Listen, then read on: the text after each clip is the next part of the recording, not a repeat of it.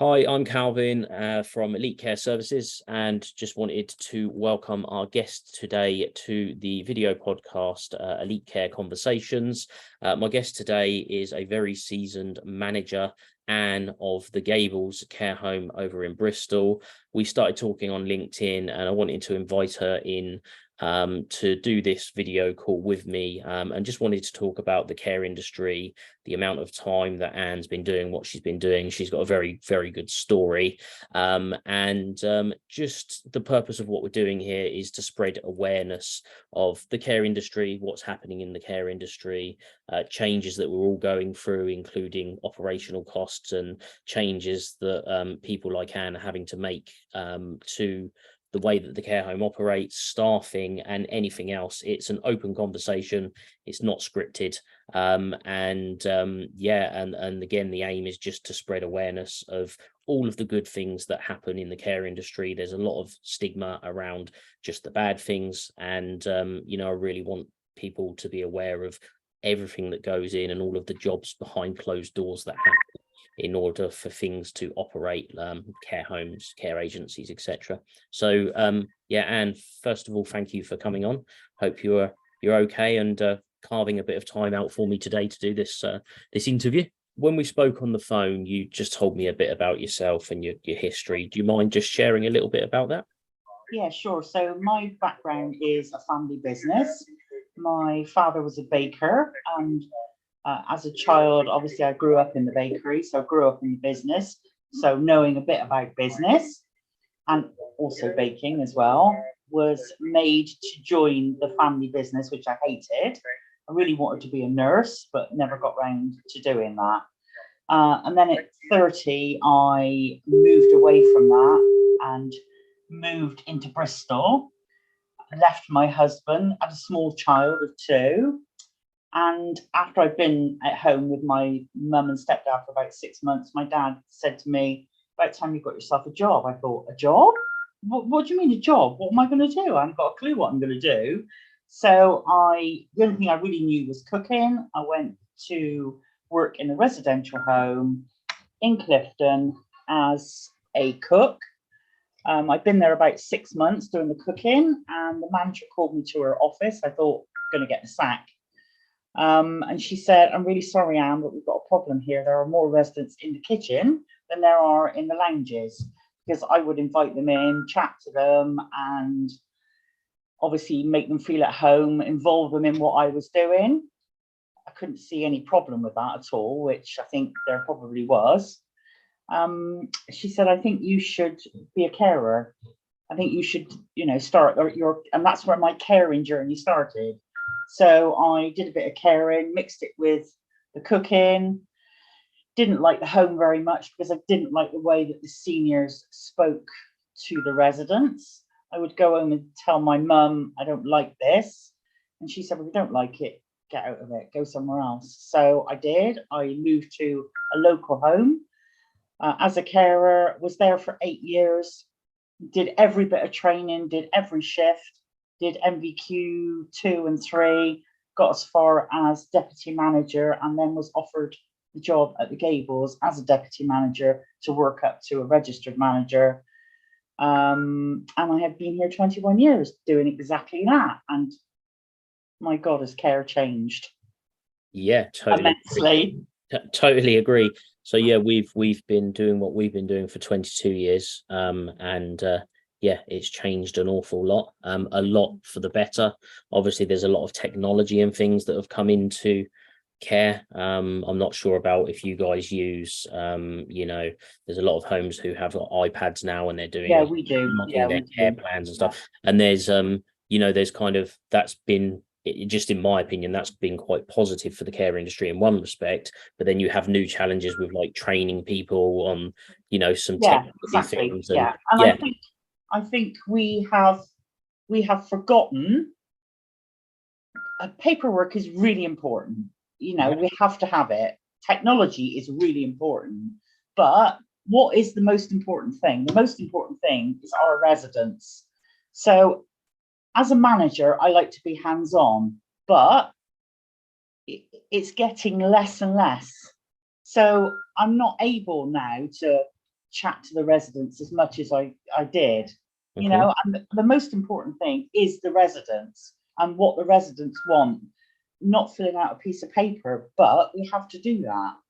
And sooner or later, there's going to be a crisis point because the staff and managers have to do all the paperwork, and the poor old residents Get are less not time. getting really what they want.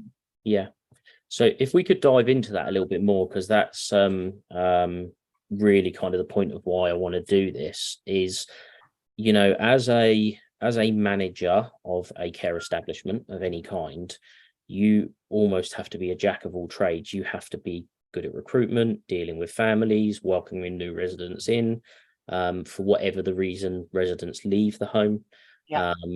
You have, you know, I'm not saying in your home, but from time to time, falls and things happen, and you have to then deal with families who, you know, might be angry with the home for some reason, and a world of other things that you have to do, all of your paperwork, the, you know, being the manager yourself, managing the other staff. It's, in my experience of business, it's probably the most challenging job I've ever come across. With what I do, we have different teams and different departments, and we manage to almost spread the load of that management between different people. But with yourself, I think, you know, one of the things we said is, I think I said, are you working this weekend? And you said, who knows?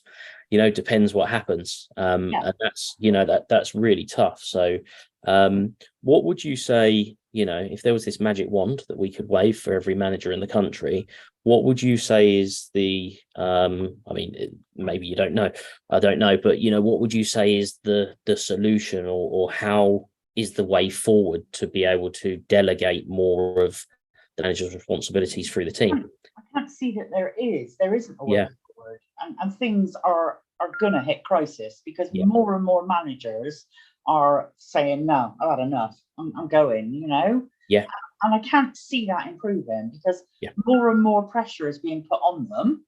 Yeah. More and more paperwork, more and more things to do. Yeah. More and more things that we need to do. Because if you don't do them, then somebody will come back and, you know, and say, well, why didn't you do so and so? Where's the paperwork? Where's this? Where's that? Yeah.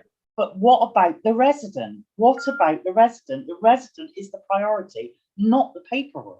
Yeah, absolutely. No, and I totally agree. And, you know, I think so for me, the worst things for me, and I guess it's probably the same for most managers, so it's recruitment and filling beds. yes. Because trying to find residents, because residential care has changed so much. Yeah.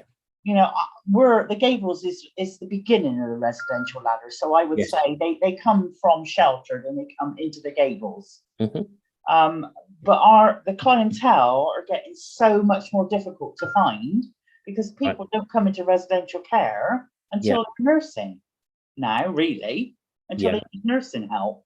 And how much of an impact do you think this is from COVID? Do you feel that I mean, is there like COVID has had a huge so I think the biggest problem that we, as residential managers, the biggest problem is negative feedback from newspapers and from Parliament, from all those people. And the media. Everything's negative.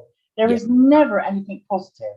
You know, never ever anything positive at all about care homes. And this is, you know, with myself personally in my sort of journey, I you know, as much as I can, I don't watch the news because, you know, the only thing on the news is bad news. You know, I try not to watch the news. I try not to get involved in you know, the media as such in that way, because it only impacts me as a person negatively. And I just try to push forward and do the absolute best we can with, you know, the services that we deliver. And you know, I guess, okay, so if there was a magic wand and we said, well, actually, and you can have 3 deputy managers in your care home. I know that there's an answer why that would never happen, but in theory, that would be the only way to ease the load on the main manager of the home, wouldn't it? To have more people, right, to delegate to.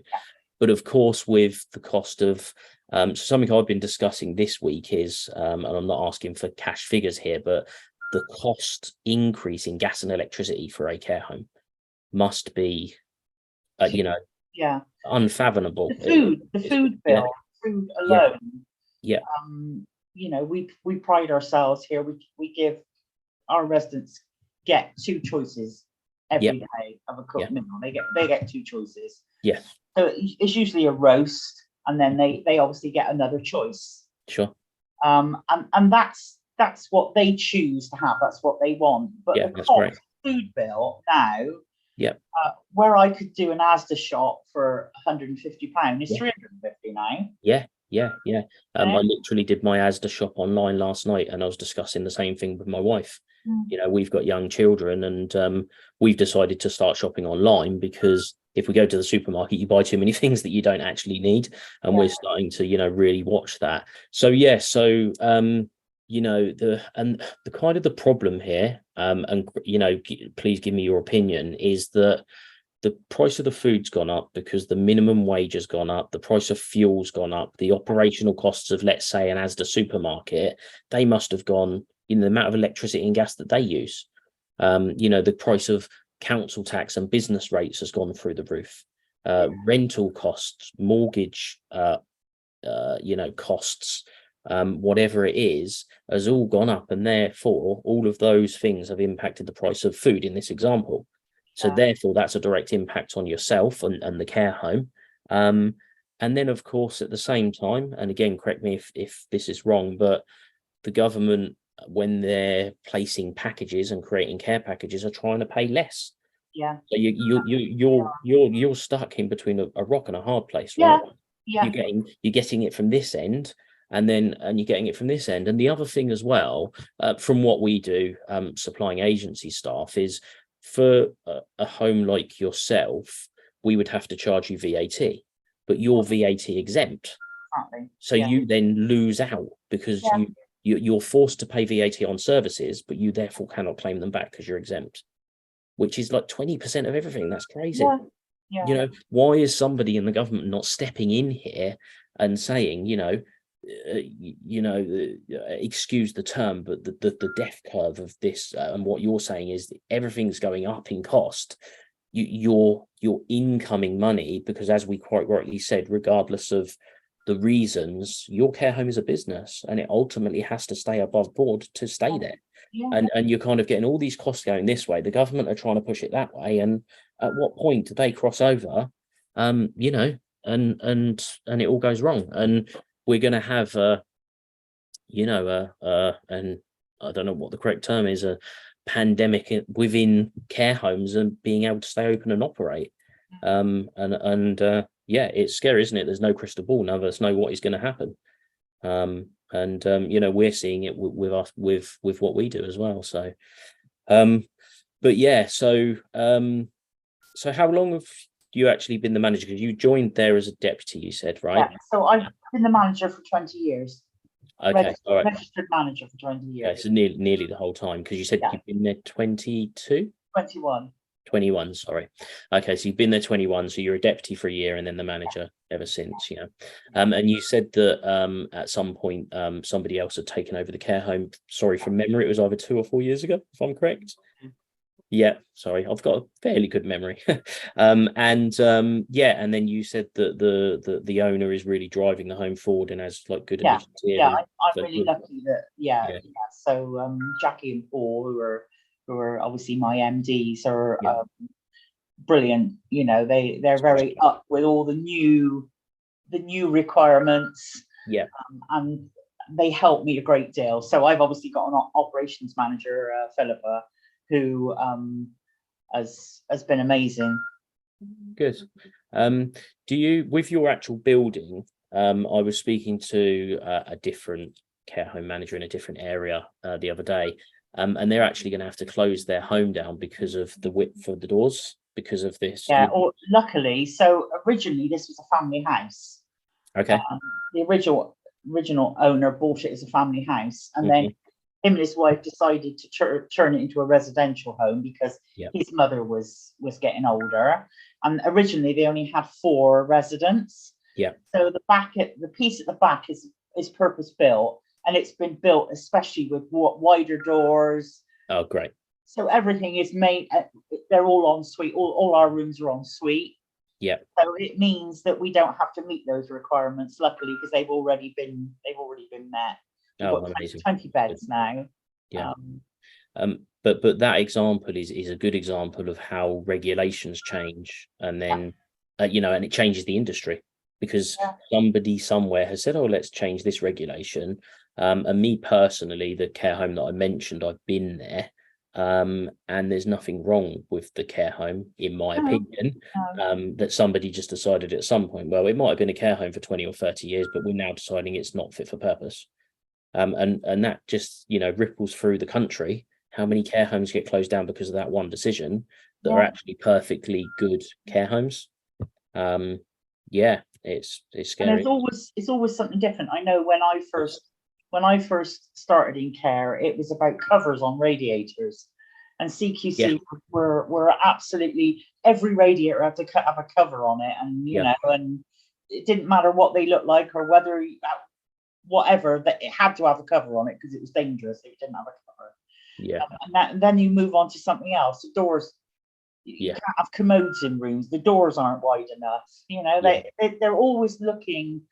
Nobody wants to help us. Nobody wants to help us. Yeah, I don't disagree, unfortunately. They want. I don't know what they aim to achieve, because we've got an aging population. Yes. What are you going to do with people? Because no disrespect to what you do, but not everybody can be kept at home. No, they can't be, can they? Of course not. No. And not everybody wants to stay at home on their own. Yeah, exactly. Yeah. And it's, I think that, I think somewhere kind of logically somebody said, oh, let's make this because this improves, but they're not the people who work day to day on the floor with their sleeves rolled up. So they're not working in the environments that are then the impact of these decisions, about widths of doors, or like you just mentioned, commodes not being in rooms, etc. And those decisions are almost made around a boardroom table, and they're not thought through. They're just like, oh, everyone else can deal with this. We'll put this in because we think it's the right decision. And it's almost like we'll deal with the fallout and see what happens, almost to a certain degree. So it's like people outside making decisions. It's like, for instance, the council and safeguarding, because you've only had one safeguarding in a year. There must be something wrong with your home, so we'll come inspect your home, because there must be a problem. There must be something wrong with it. You must be abusing the residents or doing something crazy. No, it's a good home. There are many good homes out there who work hard to keep it good places. And every manager that I have an opportunity to speak to has a similar outlook and ethos that you do. And I mentioned when we were talking on the phone before we came onto Zoom that I think that people, almost the care industry, leaving it very broad, has this tarred brush where people only see the odd documentary where there's an insanely bad care home, and it's the extreme end of awful, and they see one documentary and think, oh, every care home in the country must be like that. But how many millions of hours of care are delivered in the UK alone every single day? And people don't see none of that. They just pick up on the bad thing, and that goes back to what we mentioned about bad media earlier.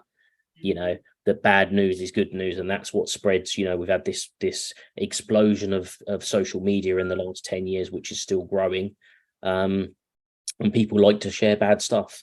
It's not it's... And I understand that bad stuff sells. I understand that, but surely good stuff. If I was a 90-year-old man at home on his own, lost his wife, and somebody said you should go to a residential home, you'd be far better off. I'd be thinking, no, I don't want to go there. They'll lock me up and throw away the key, and they're never going to the stigma. me. They'll chuck me a banana occasionally. It's like, because that's what the complete opposite is the reality. Because they never see anything positive. Yes. Yeah. And so many residents move in and they go, God, I can't believe it. I can't Yeah. believe what it's like. I never thought it'd be like this. Can we just dive into that a little bit more? Because you told me about, the process that your home takes. Yeah. You told me about them coming in and getting a feel for the place. Can you just tell me a bit about it? Because I think that's really important. I think that's amazing. And I personally think every care home should be doing that. Yeah. So we used to go out, obviously. I mean, sometimes you can't always assess somebody in house. But Yeah. if somebody rings up and says, Mum wants to move in, I always say, come to the Gables, arrive at around 11 o'clock, have a coffee, join in the entertainment, have some lunch, chat to other residents. So at least they know what their home is going to look like. So they're not rocking up on the day that they're moving in with their daughter or son, with their case, never been to the place before. You know, it's really, really important that older people can see where they're going to go. Even if you are at the beginning of the dementia ladder, you still want to know where you're going to go. And this is going to be your bedroom. We're going to personalize it. You can bring your favorite mug. You can bring whatever you want with you to personalize your room. This is going to be your home. You know, you need to chat to other residents, see what they think about it, see if they like the place. Of course. I mean, it's really, really important. So that forms part of our assessment. We do our assessment during that time. So obviously any forms that need to be filled out, any questions that need to be asked, will be asked informally then. I think visiting somebody in their home and trying to work out whether they can walk or they can't walk, or they can only walk 2 steps because they're going to fall over the mat, or, you know, so it's vitally important that they come, you know, they come to the home and have a trial. When we discussed that, it just seemed bizarre to me that that's not the norm. I would just expect that any home that is bringing new people in at whatever stage, that's just what they do. I mean, you would never rent a house or a flat or buy a house or a flat, would you? You wouldn't buy it off of an advert online. Most people go out and assess.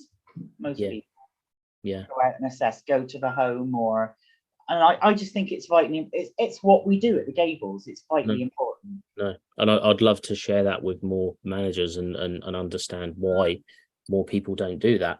I guess it's time. I think again, it's time. You know, it's time and resources. You know. But this comes back to what you said. What is the purpose of a care or nursing home? The purpose is about the people that are living there, the residents, you know, service users, whichever term that you use. That's what it's about. That's what it's there for. That's the purpose. So, so how many total rooms are there at your home? 20. Okay. And how many? I mean, do you have capacity to take on more people at the moment? Yes, we do. Okay, all right. Okay. So no, look, it's really good to chat to you, and I think that these open conversations to make the awareness of what happens at your home, and hopefully to help other managers in the future make better decisions, give them better support. That's the aim of what I'm trying to achieve. So if somebody was looking to then maybe they have a family member, a granddad, a mother, a father, etc., how would they, what is the process if I wanted to look at having a family member join your home? How does that happen? It usually starts with a call first. Okay. People obviously give us a call, and then we say you can come and look round. We advise that they come and look round. And that can be at any time. You don't need to schedule it. That's another thing that most homes would say, you have to come on Tuesday the 8th at 3 o'clock. We don't do that at the Gables. We've got nothing to hide. You can come anytime you want. Okay. Anytime you want to come, just turn up and somebody will show you around. Obviously, if you want to see me and you want to chat to me, then I need to know, of course, what sort of time you're coming. You are the busiest person in the home. We've discussed that. So. but yeah, so we advise then obviously the family member comes and looks round, and then sometimes mum or dad comes with them, depends on, you know, how keen they are. Yeah, Or the family member then goes home and takes a brochure, tells mum and dad about what they've seen, and then we arrange for them to come for an assessment if they like what they've seen. that's great. Okay. And let's say that you know, I'll just use the example that my mum's potentially going to come to your home. We've done all of that process, and we say, do you know what? We love the home. We love Anne. We want to move forward. Yeah. How long does that process take? Well, it can happen. It can happen quite quickly. Yeah. And obviously, if you've got a room available, then it Yeah. can. So when our rooms become empty, obviously the handyman would decorate them and staff prepare Sure. them ready. So usually, I mean, we can do that within 24 hours if you want to. It can Okay. happen Well, quite quickly. okay. All right. But we usually arrange it, you know, arrange a time that people want to get organized and pack stuff up. Yeah. Okay. Just under this video, we'll have the link for your you know, to be able to contact your home in case Thank you. somebody sees this video and thinks actually, you know, they're in the area. So you're in Bristol, aren't you? Yeah. What which postcode area? Because Bristol's a large area, isn't it? What's the BS15, we're in Hannam. okay, BS15. That's So brilliant. it's the kind of the Bath side of Bristol, really. No, that's great. Okay. All right. Okay, well, I mean, you know, I appreciate your time is very limited. And I appreciate you coming on. Is there anything else that you want to add? You know, thank you for obviously Yeah. inviting me.